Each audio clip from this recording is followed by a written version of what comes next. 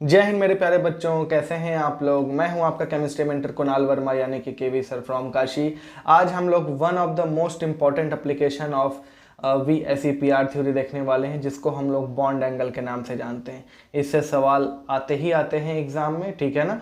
और ये बहुत ही इंपॉर्टेंट टॉपिक है। पहली बात तो यहाँ पे मैं कोई नियम नहीं बताने वाला हूँ कि हाँ पहले ये चेक करना है, फिर ये चेक करना है, फिर ये चेक करना है, फिर ये चेक करना है। आप अपने से प्रायोरिटी ऑर्डर सेट कर सकते हैं। बट कभी कभी कुछ ऐसे क्वेश्चंस आ जाते हैं जहाँ पे सारी चीज़ें फेल हो जाती हैं, तो आप उस हिसाब से पढ़िए। आपने जैसे शेप और ज्योमेट्री पढ़ा है, जहाँ पे वहाँ पे आपने lone pair, without loan pair, on central item, ये सब चीज़ों का जो केस पढ़ा है, उस हिसाब से आप VSEPR थ्योरी के अकॉर्डिंग जो है चलेंगे तो आपका कोई भी चीज़ नहीं फंसने वाला। तो चलिए अब हम लोग बॉन्ड एंगल को पढ़ते हैं। और सबसे पहला केस है case first, if shape are similar.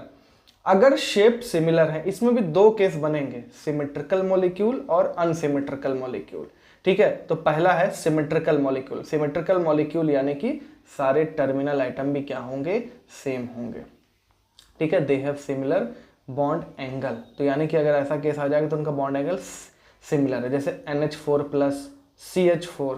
ठीक, अब इसमें कुछ लोग जैसे कि ये मत कंपेयर करना कि अरे सर नाइट्रोजन है, कार्बन है, अलग इलेक्ट्रोनेगेटिविटी, ये सब कोई चीज़ हमको नहीं चेक करनी है।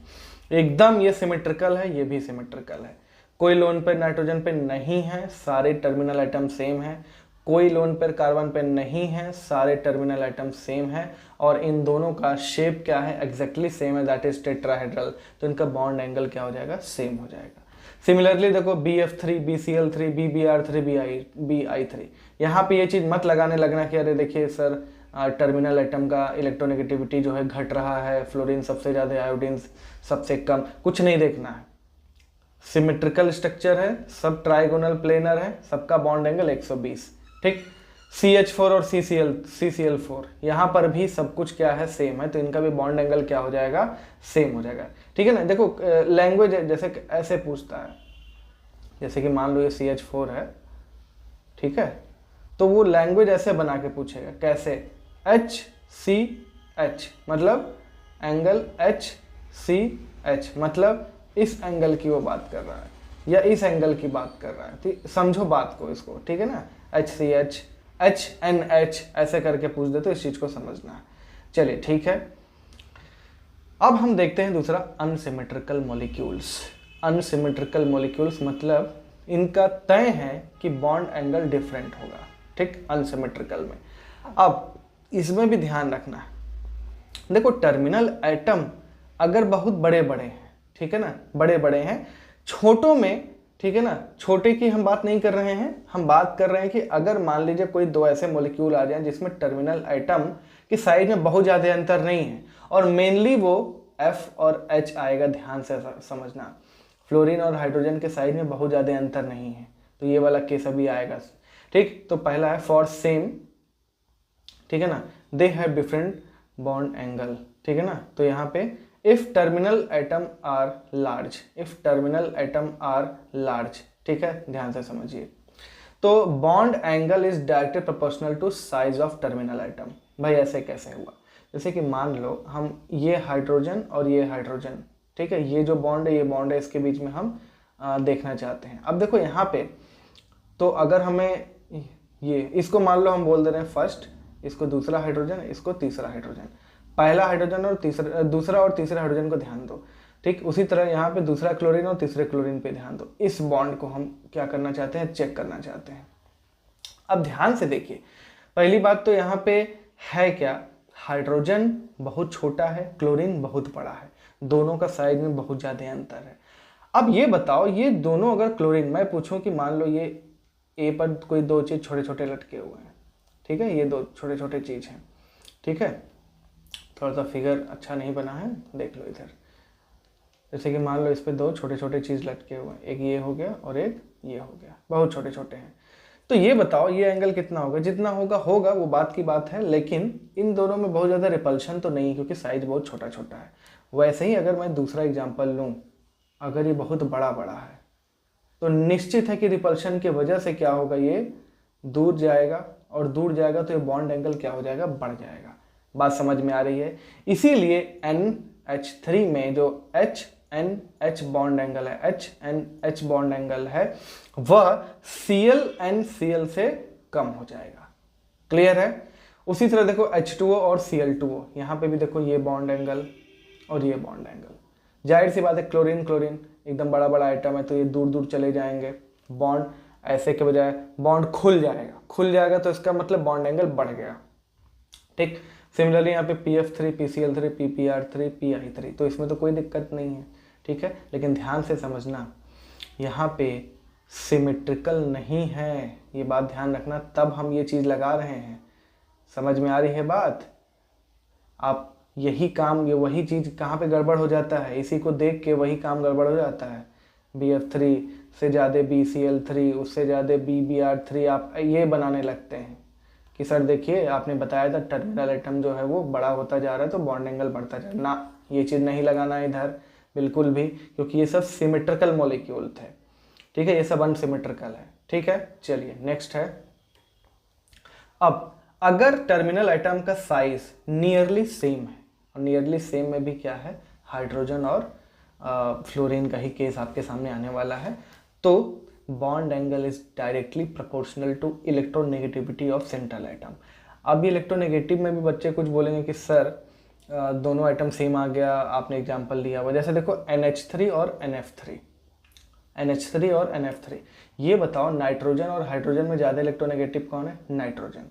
तो हाइड्रोजन और नाइट्रोजन का ये जो बॉन्ड है, बॉन्डेड इलेक्ट्रॉन है, वो नाइट्रोजन अपनी तरफ शिफ्ट कर लिया, ये वाला भी अपनी तरफ ज़्यादा शिफ्ट कर लिया, ये वाला भी अपनी तरफ ज़्यादा शिफ्ट कर लिया। ठीक है, तो इसका मतलब ये जो इलेक्ट्रॉन पेयर है, हाइड्रोजन मतलब ये नाइट्रोजन के बहुत नज़दीक आ गया, मतलब कुछ ऐसा है।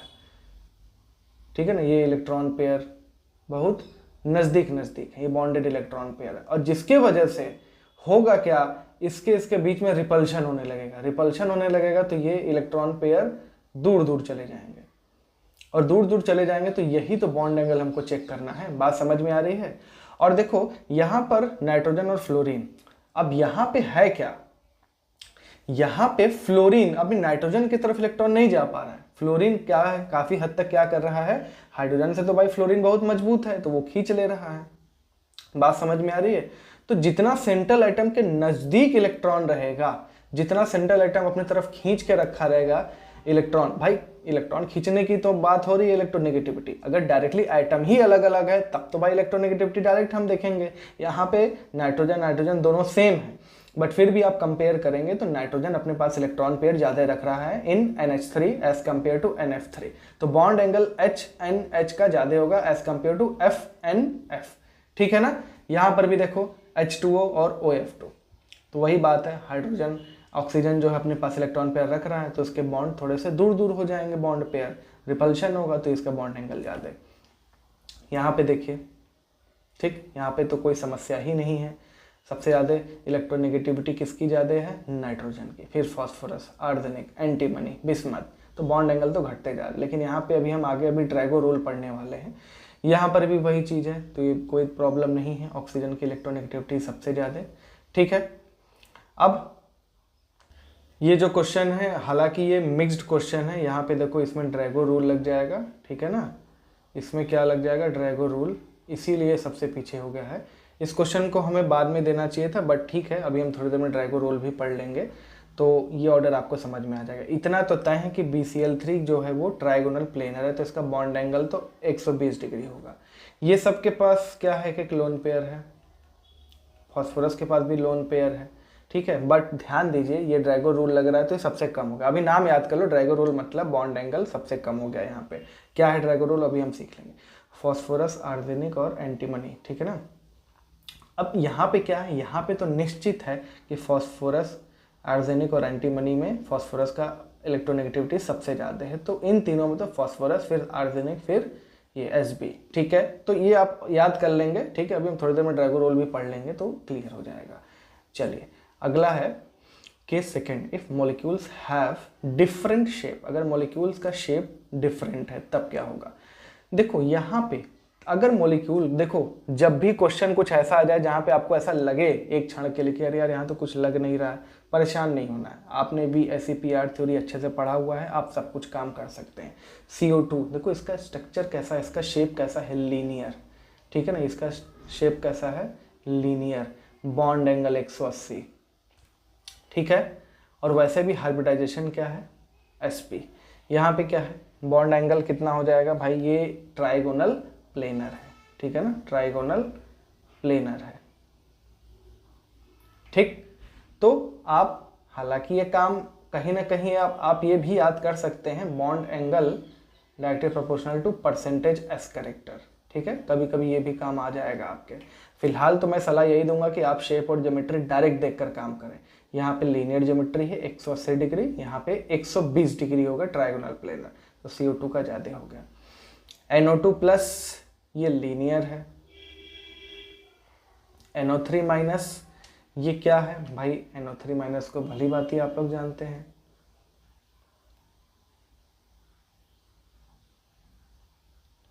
ये NO3, ठीक। ये क्या है, ट्राइगोनल प्लेनर sp2, ठीक, ये sp, ये sp2, और NO2 माइनस क्या हो जाएगा,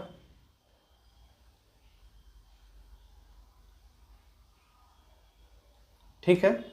अरे सॉरी, ये ऐसे नहीं होगा, नेगेटिव चार्ज है तो O माइनस यहाँ पे लोन पेयर हो जाएगा, ठीक।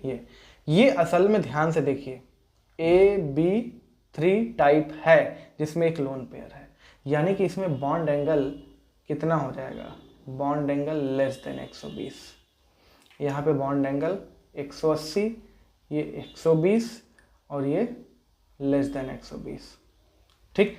आप ऐसे भी याद कर सकते हैं, अगर परसेंटेज यहाँ पे तो परसेंटेज एस कैरेक्टर सेम है, ठीक है ना, जैसे ये आप याद कर लेंगे, अगर परसेंटेज एस कैरेक्टर सेम है, if percentage S character same, then bond angle inversely proportional to lone pair on central atom, ठीक। ये भी आप कहीं ना कहीं दिमाग में रख लेंगे, हर चीज़ें कंबाइन रूप से पढ़िए। मैं कोई सलाह नहीं दूंगा कि कोई एक नियम बना के आप उसको 10 बार छत पे टहलते हुए याद करिए, ऐसे ना, ऐसे कुछ नहीं करना है आपको, ठीक है। तो ध्यान से समझिए, बॉन्ड एंगल 120 से कम, ये एग्जैक्टली 120, और ये तो लीनियर है, तो ये हो जाएगा, ठीक। NH4 plus NH3 NH2 minus, सारे के सारे सबका जो है ज्योमेट्री टेट्राहेड्रल है, ये शेप भी टेट्राहेड्रल है, तो ये 109 डिग्री 28 मिनट, ठीक। अब ध्यान दो, ये भी sp3, ये भी sp3, ये भी sp3, वैसे तो ये क्या हो जाएगा, ट्राइगोनल पिरामिडल, भाई एक लोन पेयर आ गया, ठीक है ना, तो बॉन्ड एंगल लोन पेयर आने से क्या हो गया, घट गया। और NH2 माइनस, यहाँ पे तो दो लोन पेयर है, ठीक है ना, तो यहाँ पे बॉन्ड एंगल और घट गया, ठीक है ना। यहाँ पे कोई भी लोन पेयर नहीं, sp3, एक लोन पेयर sp3, दो लोन पेयर sp3, तो sp3 सब हैं, जितना लोन पेयर उतना कम बॉन्ड एंगल, ठीक है। अब देखो जैसे ये है XeF2, ठीक है, XeF2 आपको अच्छे से याद होगा, इसका शेप कुछ ऐसा होता है, 3 लोन पेयर इस पे, sp3d, ठीक है, ये sp3 है, ये sp3d2 है, ये sp3d है, ठीक है। तो आप इस बात को ध्यान रखें, यहाँ पे बहुत ज़्यादा कुछ ऐसा कुछ सोचने का प्रयास ना करें कि अच्छा एक लोन पेयर दो लोन पेयर, नहीं, फंसेंगे आप। आपको यहाँ पे अपने बुद्धि का प्रयोग करना है। ये ज्योमेट्री इसका शेप जो है वो लीनियर है 180 डिग्री, तो ये 180 डिग्री हो गया, ठीक। इसका ज्योमेट्री, ये इसका शेप कैसा होता है, ठीक, ये ट्राइगोनल पिरामिडल है, ठीक, जैसे जस्ट अमोनिया की तरह। तो हम मान लेते हैं कितना होगा इसका, 107 मान लेते हैं, sp3 है तो 109 डिग्री 28 मिनट होना चाहिए, एक लोन पेयर की वजह से कम हो गया, हम करीब करीब मान लेते हैं कि 107 है अपने हिसाब से। XeF4, भाई ये तो स्क्वायर प्लेनर है, एकदम प्लेन में रहते थे, ऊपर नीचे लोन पेयर, ठीक। यहाँ पे तो बॉन्ड एंगल एक्जैक्टली 90 डिग्री है, समझ में आ रही है बात, एक्जैक्टली 90 डिग्री है, तो यहाँ पे 90 डिग्री हो गया। ClF3 बेंट टी शेप, याद है आपको, बेंट टी शेप, थोड़ा सा ये बेंट रहता है, तो ये 90 नहीं रहता है, 90 से कम रहता है, तो यहाँ पे लेस देन 90, 90 से क्या है, कम है, तो पता चल रहा है 180 सबसे ज़्यादा, फिर 107, फिर 90, फिर 90 से कम। तो यहाँ पे आपको ये चीज़ काम आएगा, आपका जो भी VSEPR थ्योरी में आप लोग पढ़े हैं। चलिए इसको नोट करिए। अब हम लोग ड्रैगो रूल को भी देख लेते हैं क्या कहता है वो हमसे, इसको नोट कर लो। चलिए अब हम लोग बात करते हैं ड्रैगो रूल की। ड्रैगो रूल के लिए 2-3 बातें आप दिमाग में रख लीजिए। पहली बात क्या, central atom should belongs to group 15 and group 16, यानी कि नाइट्रोजन फैमिली और ऑक्सीजन फैमिली की हम बात कर रहे हैं।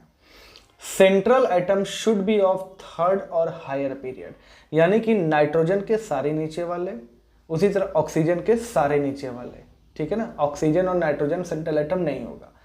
Terminal atom should have electronegativity 2.1 और लेस देन 2.1, और मेनली यहाँ पे मैं बता देता हूँ हाइड्रोजन वाला ही केस आपके पास आने वाला है।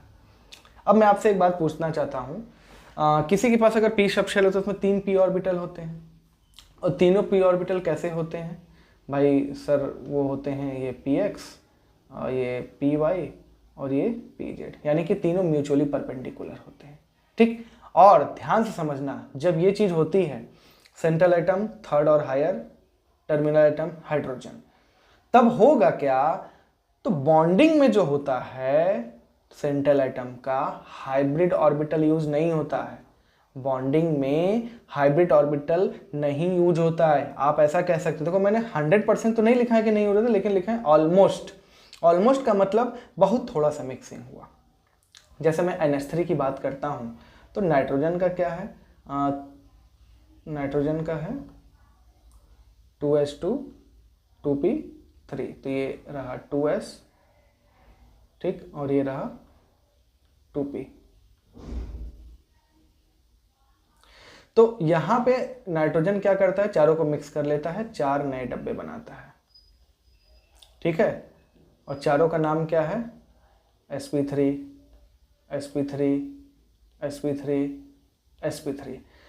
और sp3 का शेप कैसा होता है, sp3 का शेप कैसा होता है भाई? तो नाइट्रोजन अपना sp3 अगर बनाएगा तो उसका कैसा होगा, ठीक है। ये हम कुछ बना रहे, जैसे समझना कि टेट्राहेड्रल है, या फिर एक ऊपर बना लेते हैं। अच्छा, ऊपर नीचे हम कुछ नहीं, ठीक है ना। ये समझ लो कि ये नाइट्रोजन का कौन सा ऑर्बिटल है, hybrid orbital sp3, hybrid orbital sp3, hybrid orbital sp3, hybrid orbital sp3। sp3 hybrid orbital आपस में 109 डिग्री 28 मिनट का बॉन्ड एंगल बनाते हैं, ठीक है ना, बॉन्ड एंगल, ठीक। तो अब यहाँ पे एक ठो लोन पेयर है, जिसमें यहाँ बना लेते हैं कि लोन पेयर है एक ठो। बाकी जो है हाइड्रोजन का s ऑर्बिटल आया कि नहीं ओवरलैप करने इस नाइट्रोजन के sp3 के साथ, यानी कि ये जो बॉन्ड है ये sp3s है। ये भी बॉन्ड कैसा है, sp3s है। ये भी बॉन्ड कैसा है, sp3s है। यानी कि नाइट्रोजन का हाइब्रिड ऑर्बिटल हाइड्रोजन के s ऑर्बिटल के साथ ओवरलैप कर रहा है। अब क्योंकि एक लोन पेयर आ गया तो थोड़ा बहुत रिपल्शन की वजह से करीब करीब 107 के करीब बॉन्ड एंगल आ जाएगा, ठीक है। 109 डिग्री 28 मिनट से थोड़ा सा कम होगा।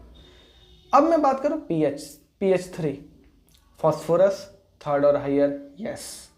हाइड्रोजन इलेक्ट्रोनेगेटिविटी 2.1 या उससे कम है, ठीक, 2.1 है, यानी कि ड्रैगो रूल यहाँ पे लगेगा। अब ऐसे केस में फॉस्फोरस जो है देखो, ये फॉस्फोरस का 3s और ये फॉस्फोरस का 3p, ठीक है। थोड़ा छोटा बन गया है, मैं सेकंड पेज पे नहीं जाना चाहता, ठीक है, 3p। अब ये जो 3 ठो इलेक्ट्रॉन है फॉस्फोरस के 3p में, 3 डब्बों में, ये क्या, ये तीनों डब्बे आपस में परपेंडिकुलर है, ठीक है ना, आपस में परपेंडिकुलर है। यानी कि यहाँ पे फॉस्फोरस ये जो लोन पेयर रख रहा है, ये किस में रख रहा है, ये 3s ऑर्बिटल में रख रहा है, ठीक है, 3s ऑर्बिटल में रख रहा है, ठीक है। दोनों ही बातों के लिए आप तैयार रहिए। या तो आप बोल सकते हैं ये अनहाइब्रिड है, या फिर हाइब्रिडाइजेशन में इसका 1-2% केवल इस्तेमाल हो पाया है, ठीक है ना। मेनली ये लोन पेयर जो है वो अनहाइब्रिड ऑर्बिटल में है, ठीक है ना। और ये तीनों p जो हैं वो क्या है, फॉस्फोरस के x एक्सिस, y एक्सिस और z एक्सिस पे जो मौजूद ऑर्बिटल हैं p के, उनके साथ हाइड्रोजन का ये क्या हो रहा है, ओवरलैपिंग हो रहा है। समझ में आ रहा है, बात समझ में आ रही है। और ये तीनों प्योर ऑर्बिटल हैं फॉस्फोरस के, तो वो कौन कितने एंगल पे होंगे भाई, 90 पे होंगे, ये 90 पे होंगे, ठीक है ना। तो 90 पर है, यानी कि बॉन्ड एंगल कितना हो जाएगा, ऑलमोस्ट नियरली इक्वल्स टू 90। वैसे तो 93.8 होता है, मैंने इतना बना के रखा है कि 90 के करीब होता है। उसके बाद इन सब का तो और घटने लगता है। यहाँ पे तो चलो थोड़ा बहुत 1% मिक्सिंग हो भी गया, यहाँ तो और कम मिक्सिंग होता है। तो फर्स्ट PS3 में 93.8 और यहाँ पे बॉन्ड एंगल अराउंड 90।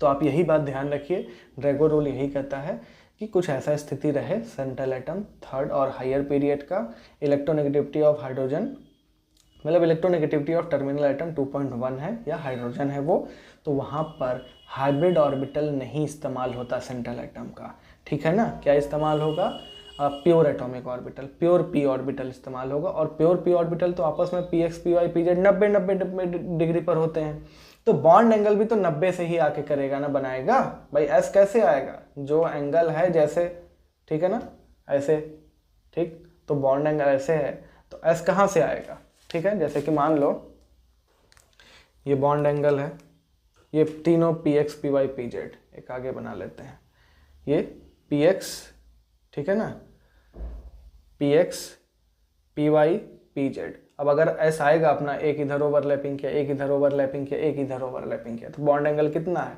90 ही है, क्योंकि हाइब्रिड तो है नहीं है, ठीक है। बात समझ में आ रही है। तो इसी के कारण क्या होता है, बॉन्ड एंगल बहुत कम हो जाता है। सिमिलर केस ये आप याद रखेंगे कि बॉन्ड एंगल ऐसा ऑर्डर क्यों आया, यही कारण है। वही केस देखो H2O H2S H2SE H2T, यहाँ पे तो हो रहा है हाइब्रिडाइजेशन, ठीक, क्योंकि दो लोन पेयर है तो 109 डिग्री 28 से कम होके लगभग 104 पे आ गया, या 104.5 भी कुछ लोग बोलते हैं। बट ये सब क्या होंगे, ये सब नियरली इक्वल्स टू 90 होगा, क्योंकि यहाँ पे लगभग प्योर ऑर्बिटल ही इस्तेमाल हो रहा है। बात समझ में आ रही है। अब देखो एक चीज़ इसी पे आधार पे हम लोग देख सकते हैं, Lewis base strength. Lewis base क्या होते हैं, जो इलेक्ट्रॉन पेयर डोनर होते हैं। अब NH3 PS3 दोनों पे लोन पेयर मौजूद है, ठीक। बट कौन लोन पेयर ज़्यादा डोनेट किया जा सकता है, देखो ध्यान से, ये जो है वो sp3 में है। मुझे पता है कि किसी भी एटम का इलेक्ट्रोनेगेटिविटी जो होता है it is directly proportional to percentage S character. तो परसेंटेज एस कैरेक्टर जितना ज़्यादा है उतना उस इलेक्ट्रॉन पेयर को पकड़ के रखा है, छोड़ेगा ही नहीं, तो डोनेट कैसा करेगा। अब मैं बात करता हूँ NH3 में, ये जो लोन पेयर वो sp3 में कितना परसेंट है एस कैरेक्टर, 25%, ठीक। और PS3 में क्योंकि ये लोन पेयर या फिर हम बोलें फास्फोरस में जो है हाइब्रिडाइजेशन की फिनोमेना बहुत मिनिमम हो रही है, तो ये जो लोन पेयर है ऑलमोस्ट s में है, इन ऑलमोस्ट s ऑर्बिटल। तो s ऑर्बिटल में है तो उसके पास 100% s कैरेक्टर है, 100 नहीं तो 98-97% तो s कैरेक्टर है ही, ठीक है। तो ये लोन पेयर जो है वो बहुत मुश्किल से देगा, नहीं देगा, पूरे s में रखा हुआ है ये, ठीक है। तो ये लोन पेयर आसानी से डोनेट किया जा सकता है to form coordinate bond. Clear है, तो चलिए इसको नोट करिए। अब हम आगे मिलेंगे और भी अच्छे और इम्पोर्टेंट लेक्चर के साथ, तब तक के लिए जय हिंद।